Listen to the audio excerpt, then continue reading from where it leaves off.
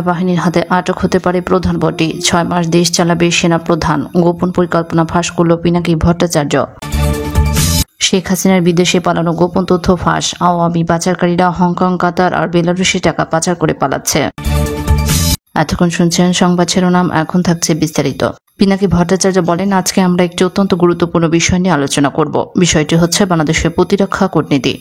এই বিষয়টি সামনে আনার একটি প্রধান কারণ হচ্ছে বাংলাদেশের সেনাপ্রধান জেনারেল শফিউদ্দিন আহমেদ সম্প্রতি বিষয়টি নিয়ে একটি ফোরামে আলোচনা করেছেন, কিন্তু সেখানে কিছু ভয়ঙ্কর ইশারা আছে। এই বিষয়ে বিস্তারিত আলোচনা করব। পিনাকি বলেন, আমি কিছু প্রশ্ন সরাসরি জেনারেল সাহেবদের করব।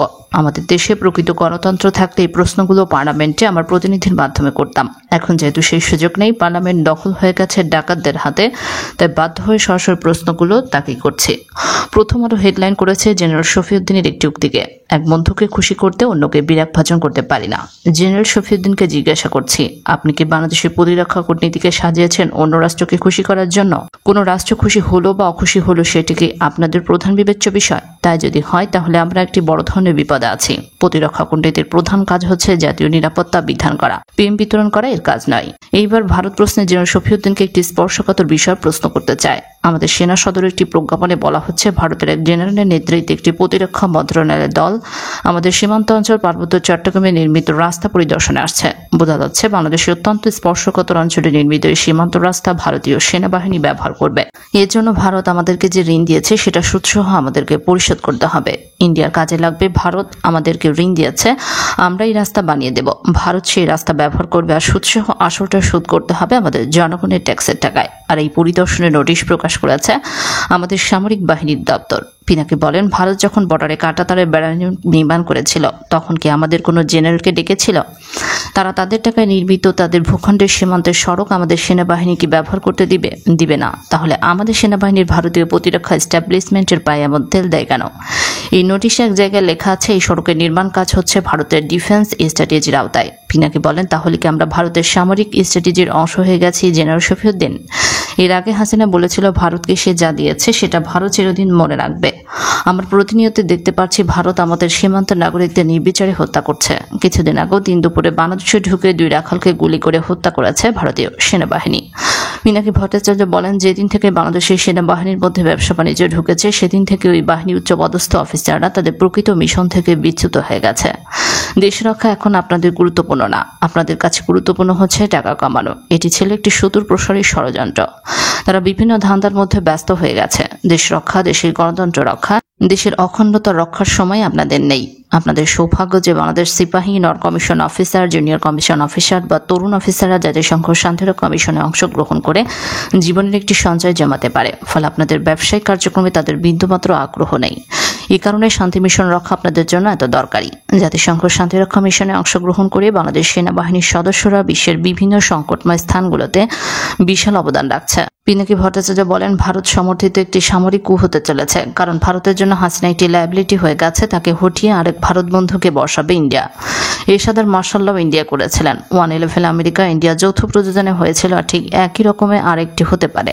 বাংলাদেশ থেকে ইন্ডিয়া আউট প্রচারের কারণে শেখ হাসিনা ইন্ডিয়ার জন্য একটি দায়ী হয়ে গেছে, কারণ সে নিয়ন্ত্রণ করতে পারছে না। সে কারণে ভারত এখন চায় জনগণকে ক্ষোভকে নিজের থেকে সরিয়ে নিয়ে এরশাদ টাইপের একজন জেনারেলকে বসিয়ে তার অবস্থাকে আবার শক্তিশালী করবে। হাসিনা ক্ষমতা হারাতে গেলে সে প্রতিরোধ করবে, কিন্তু হাসিনা ভারতের প্রতিরোধ করতে পারবে না। তার সবকিছুই ভারতের সাথে বাধা, এমনকি তার মেয়ে দিল্লিতে। হাসিনা গ্যারান্টি ছাড়া চলে যাবে না যে তার উপরে কোনো ঝামেলা আসবে না। সে একটি সেফ এক্সিট চাইবে। ভারতের নির্বাচিত জেনারেলরা ক্ষমতা থেকে পতনের পর তারা নিরাপত্তা নিশ্চিত করবে। একই ঘটনা ঘটেছিল 1999 সালে ইলতুৎমিশের নির্বাচনের 6 মাস আগে পুতিনের কাছে রাষ্ট্রপতির পদ হস্তান্তর করেছিল, কারণ সে একটি সেফ এক্সিট চেয়েছিল। হাসিনার মতো এরশাদও ভারতের সহযোগিতায় ক্ষমতা ছিল, কিন্তু ভারত যখন দেখলো এরশাদ টলমলো, তখন এরশাদের পেছন থেকে ইন্ডিয়া চলে গেল। চলে যেয়ে হাসিনাকে সিগন্যাল দিল যে তুমি রাজপথে আন্দোলন শুরু করে দাও। ভারত ভেবেছিল 10 বছর ক্ষমতার বাইরে থাকার পর বিএনপি অসংগঠিত এবং দুর্বল হয়ে পড়েছে এবং তত্ত্বাবধায়ক সরকার বিচারপতি শাহাবুদ্দিনের অধীনে হলেও বাংলাদেশের জনগণ উল্টো বিএনপিকে ভোট দিয়ে ভারতীয় নাশকতা পরাজিত করেছিল। এখন ইন্ডিয়া জানে বাংলাদেশে যদি এখন একটি নিরপেক্ষ নির্বাচন হয় তাহলে আওয়ামী লীগ লজ্জাজনক পরাজয় বরণ করবে এবং বিএনপি বিপুল সংখ্যাগরিষ্ঠতা নিয়ে ক্ষমতায় ফিরে আসবে। কিন্তু এটি ভারত পছন্দ করবে না। সেজন্য তারা চায় একজন এরশাদ টাইপের জেনারেল ক্ষমতা দখল করুক, যাতে জনগণ এইভাবে প্রতারিত হয় যে আমাদের সশস্ত্র বাহিনী দেশপ্রেমিক ভাইদের ক্ষমতা দখল করেছে এবং শেখ হাসিনা নাই হয়ে গেছে। একইভাবে ইন্ডিয়া বাংলাদেশের উপর তার নিয়ন্ত্রণ স্থায়ী করতে যাচ্ছে। এই ষড়যন্ত্রের কারণে যেন কোনো নতুন এরশাদের পক্ষে ক্ষমতা দখলের চেষ্টা করা সম্ভব না হয়, সেজন্য আজকের ভিডিওটি। আর কেউ যদি এরকম দুঃসাহসিক কাজে নামার চেষ্টা করে, তার পরিণতি খালেদ মোশাররফের মতো হবে। নিজের সেনারাই তাকে জয় বাংলা করে দিয়েছিল। পিনাকি ভট্টাচার্য বলেন, আমার অনুমান ইন্ডিয়া দুটি কারণে ঢাকা পরিবর্তন আনতে তাড়াহুড়ো করছে। সেই দুটি কারণ হলো, প্রথমে আমাদের অঞ্চলে ভূ রাজনৈতিক একটি অভূতপূর্ব গতিকে পরিবর্তন হচ্ছে। আফগানিস্তান থেকে আরাকান এবং মাঝখানে মালদ্বীপ, এই অঞ্চলে ভারত তার সমস্ত সম্পর্ক হারাচ্ছে। ভারত যেমন যে জায়গায় হারাচ্ছে, সেসব জায়গায় চীন এগিয়ে গেছে। ক্ষমতার ভারসাম্যে যে ব্যাপক পরিবর্তন হয়েছে, সেখানে চীন অনেক দূর এগিয়ে গেছে আর ভারত অনেক দূর পিছিয়ে গেছে। তাই অনেক দেরি হওয়ার আগেই ভারত একটি পদক্ষেপ নিচ্ছে। দ্বিতীয় কারণ হলো শেখ হাসিনার স্বাস্থ্য। তার আলসারেটিভ কোলাইসিস আছে, এইটা ক্যান্সারের রূপ নাই। শোনা যায় হাসিনা আলসারেটিভ কোলাইসিসের জন্য অনেক ধরনের চিকিৎসা নিয়েছে, কিন্তু এই আলসারেটিভ কোলাইসিসের জন্য তার শরীর খুবই খারাপ এবং শরীরের কারণে তার সময় শেষ হয়ে যাচ্ছে।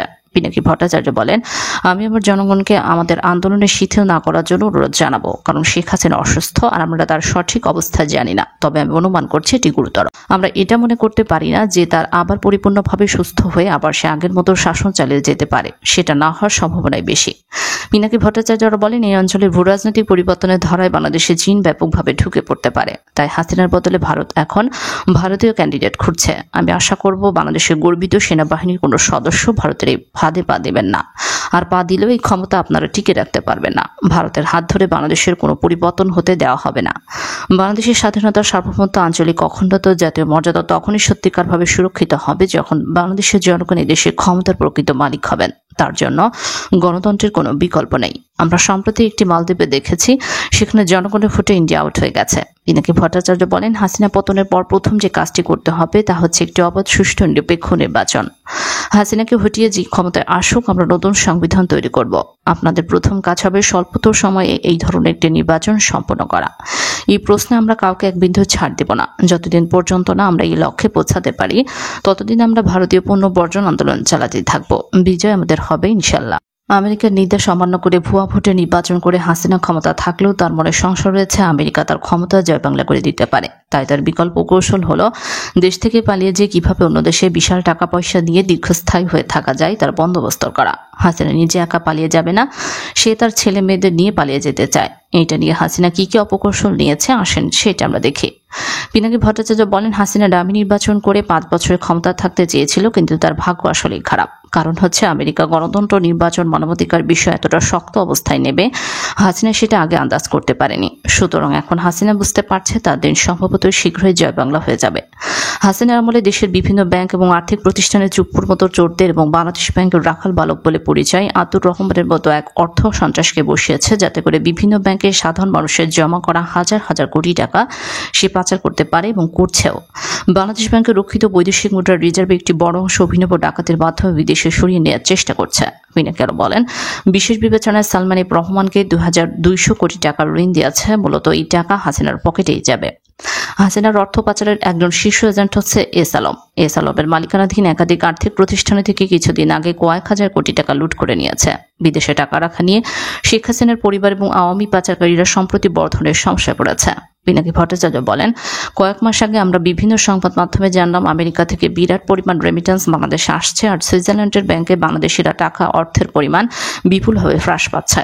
আর তারা পশ্চিমা দেশগুলোতে টাকা রাখার নির্ভরযোগ্য স্থান মনে করছে না, কারণ তারা জানে ওই টাকা জয় বাংলা হয়ে যাবে, আমেরিকার ওই টাকা আটকে দেবে। তাই ওসব দেশ থেকে অন্যত্র টাকা পয়সা সরিয়ে ফেলছে। সম্প্রতি সিঙ্গাপুর আর দুবাইতে পাচার বিরোধী অভিযানের কারণে এই সমস্ত টাকা পাচারকারীদের চান্দি গরম হয়ে গেছে। পিনাকি আরো বলেন, আমাদের গোয়েন্দা সূত্রে খোঁজ পেয়েছি পশ্চিমা বিশ্বের বিভিন্ন দেশে বাণিজ্যিক ব্যাংকে কিভাবে ইনভেস্টমেন্ট ব্যাংকে রাখা আছে যে সমস্ত বাংলাদেশ থেকে লুট করা টাকা, সেই টাকা অলরেডি আমেরিকা আটকে দিয়েছে এবং এইসব অ্যাকাউন্টের মালিকানার সাথে ব্যাংকগুলো যোগাযোগ বন্ধ করে দিয়েছে। হাসিনা এবং তার বাহিনী হংকং, কাতার এবং বেলারুশ তাদের পাচার করা অর্থ স্থানান্তর করছে। হাসিনার সামনে আর একটি বড় সমস্যা হলো তার ছেলে জয় এবং মেয়ে পুতুল তাদের বিদেশে কিভাবে নিরাপদে স্থানে সেটেল করবে। এই মুহূর্তে ভারতীয় সংবাদ মাধ্যম প্রকাশ পেয়েছে এস আলমের কাছ থেকে ডিজিটাল টাকা জয় 15,000 কোটি টাকা ঘুষ নিয়েছিল। সচিবালয় জয়ের এইরকম অপকর্ম শুধু একটা না, গত 15 বছর ধরে ডাকাতি করে যাচ্ছে। পিনাকি বলেন, তার এইসব কর্মকাণ্ডের তথ্য আমেরিকার আইন প্রয়োগকারী সংস্থাদের কাছে নেই, এই কথাটা ভাবার কোনো কারণ নেই। বাংলাদেশ থেকে টাকা পাচার করার কারণেই হাসিনা ধরা খাবে। আবার কেউ যদি মনে করেন হাসিনা ছেলে জয় এর বউ বাচ্চা তো আমেরিকায় আছে, সুতরাং জয় আমেরিকায় নিরাপদে বসবাস করতে পারবে, এটা ভাবে থাকেন, তাহলে আপনারা ফুলের স্বর্গে আছেন। আমেরিকার আইনের দেশ, পশ্চিম আইনের দেশ। 1973 সালে আমেরিকার অ্যাটর্নি জেনারেল এই সময় যে ভাইস প্রেসিডেন্ট ছিল তার বিরুদ্ধে দুর্নীতি এবং ট্যাক্স ফাঁকির তদন্ত শুরু করেন, যার ফলে আদালত ভাইস প্রেসিডেন্টকে 3 বছরের সাজা ও $10,000 জরিমানা করা হয় এবং একই সঙ্গে তাকে ভাইস প্রেসিডেন্টের পদ ত্যাগ করতে হয়। যেই দেশ তার ভাইস প্রেসিডেন্টকে ছাড় দেয় না, সে কি ফ্যাসিস্ট হাসিনার কুপত্রকে ছেড়ে দিয়ে কথা বলবে?